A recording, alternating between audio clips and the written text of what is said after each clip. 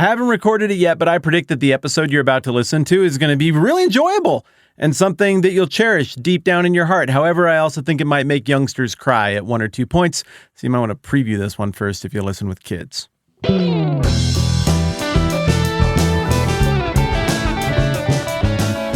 Literally Hitler was an insult that people used a whole bunch, like 7 years ago. Whenever they'd throw this at people on the internet, I'd always wonder, like, well, what aspect of Hitler are you comparing this person to? Because there's a lot of bad things that Hitler did. I mean, you get the Holocaust. That's obviously horrific, murderous on the grandest scale we've ever imagined as humans.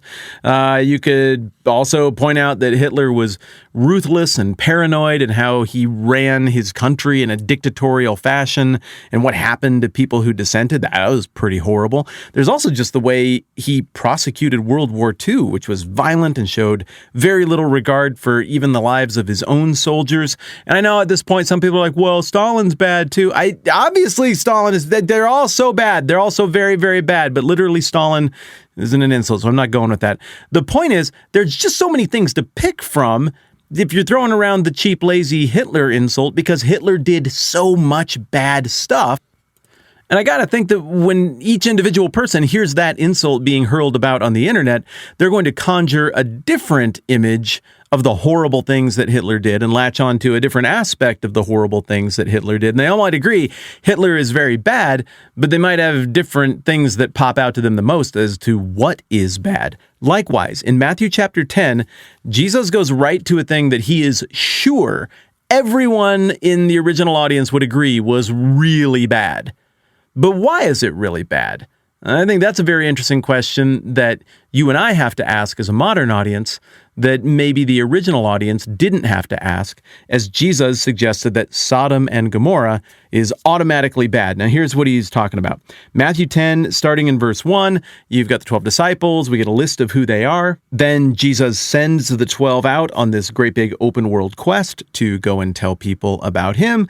In so many words, he says it's dangerous to go alone. Take this. He equips them with a great message. The kingdom of heaven is near, and the ability to demonstrate that the kingdom of heaven is near. You don't need to take any stuff. Your open world quest should take care of itself. People should recognize me as king, and they should receive you properly. And then he gets into verse 11 of Matthew 10, and he says, whatever town or village you enter, search for some worthy person there and stay at his house until you leave. That's nice.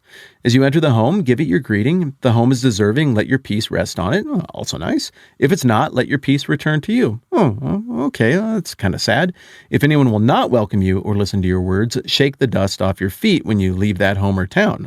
It's getting rougher. Verse 15, I tell you the truth, it will be more bearable for Sodom and Gomorrah on the day of judgment than for that town. Whoa, it just keeps getting more and more intense as we go along. And as you can see, Jesus has invoked Sodom and Gomorrah here, saying that it'll be better on the day of judgment for the most undesirable, despicable of cities that anybody could conjure in the minds of people in all of history, Sodom and Gomorrah, than it will be for one of these little towns up on the north shore of the Sea of Galilee if they reject their king. Whoa!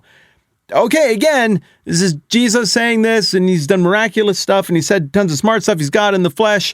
I'm not going to go out and say stuff like this. I'm not equipped to do it, but he clearly believes he has the authority to do it. The text holds him out as having the authority to do it, and so he says it. So what does it mean? Well, Sodom and Gomorrah is going to conjure any number of negative connotations in the same way that literally Hitler is going to conjure any number of negative connotations. Now, we're all adults here, except for those of us who aren't. So let's just go right through the front door with this. Obviously, this is a politically loaded invocation in the 21st century. It would not have been politically loaded in the 1st century AD for Jesus' original audience, because they weren't having the same social political debates and conversations that we're having today.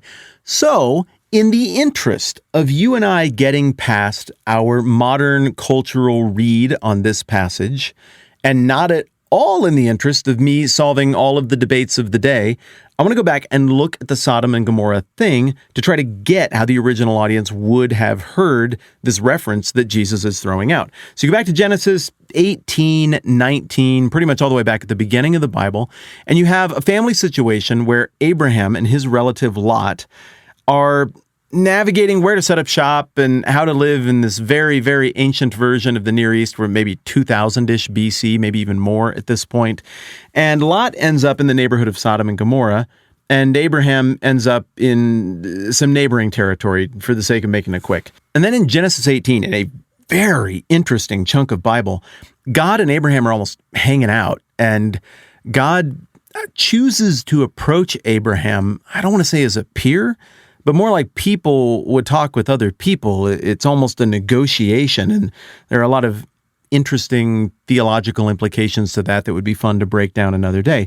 But in verse 20, it says, "Then the Lord said, the outcry against Sodom and Gomorrah is so great and their sin is so grievous that I'll go down and see if what they've done is as bad as the outcry that's reached me, and if not, I'll know." And then everybody goes wandering off in that direction, and Abraham hangs around. He's like, "So, anyway, God, let's talk about this judgment thing that you're thinking about doing." And he negotiates. You remember this passage? He's like, let's say we end up with, 50 decent people in this community. We wouldn't destroy it for that, right? And God's like, all right, if I find 50 righteous people in the city of Sodom, I'll spare the whole place for their sake. And then Abraham negotiates more, and eventually he works it all the way down to 10. And God says, for the sake of 10, I will not destroy it. So then we get to chapter 19, and this is where the disclaimer that I put at the beginning comes in. Stuff gets crazy. So these two angels, they arrive in Sodom at evening, and Lot's sitting there at the gate, and he sees them. He's like, all right, come on down here, and please, you need to come and stay with me, and you can wash your feet, you can spend the night, it's going to be great. And they're like, no, we'll spend the night in the square. Well, they're there to figure out what's actually going on. And Lot's like, whoa, I mean, in his head, it seems like he's saying, I think I know my town. It would be better not to do that. And so he says, but Lot insisted so strongly that they did go with him and entered his house. He prepared a meal for them, baking bread without yeast, and they ate. Okay, again, the next part, it is straight up timeless Bible, but it gets weird. It's kids, put the kids away. Before they'd gone to bed, all the men from every part of the city of Sodom, both young and old, surrounded the house. They called to Lot, hey, where are the men who came to you tonight? Bring them out to us so we can have sex with them. So then Lot goes out and tries to negotiate with them in a way that is really creepy, but maybe was the better alternative of the two. I don't know. Whatever the case, they say in verse 9, get out of our way, they replied, and they said, this fellow came here as an alien, and now he wants to play the judge. They're talking about Lot. We'll treat you worse than them. Whoa, so now they want to have sex with Lot, I guess? And I'm sorry to use the language, but they want to rape him too, or maybe murder him? I don't know. And they kept bringing pressure on Lot and moved forward to break down the door.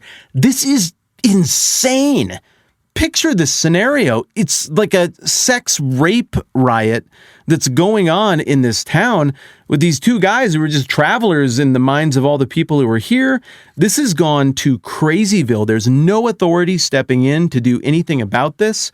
And so verse 10, we get into the supernatural. It says, but the men inside reached out and pulled Lot back into the house and shut the door. Then they struck the men who were at the door of the house, young and old, with blindness so that they could not find the door. And they're like, all right, we're getting out of here. And the two men take Lot and his family, and they all go and run, and there is this destruction, this fiery destruction that we hear about in verse 23. By the time Lot reached Zoar, the sun had risen over the land. Then the Lord rained down burning sulfur on Sodom and Gomorrah from the Lord out of the heavens. Thus he overthrew those cities and the entire plain, including all those living in the cities and also the vegetation in the land. I understand that might be very troubling material. There's a reason that everybody knows this story. It pops off the page. It raises questions about God and his justice and how it works and his mercy. And it also raises questions about what actually did these people get wrong. Again, we're all adults here except for those of us who are not, so let's just go through the front door with this too. Some people read the passage and they're like, the sin of Sodom is clearly homosexuality. Other people look at this and they're like, no, the sin of Sodom is clearly inhospitality. And look, I really don't want to be offensive here, but I don't think either of those properly characterizes what went wrong in this scene. It would seem like the thing that went wrong could be better described as mass gang rape. You got this crazed mob that wants to do sexual violence to people they never even met, and anybody who gets in the way, sexual violence for you too. Maybe we'll kill you while we're at it, whatever. They've lost their minds. They are in a state of violent sexual aggression that is as insane a scene as I've ever heard characterized in any literature ever across all of the ages. And clearly the judgment of God, based on what the text says, comes down on them in a very harsh way. So look, you read the text however you want, you land wherever you want on some of the debates that the modern mind applies to all of this stuff.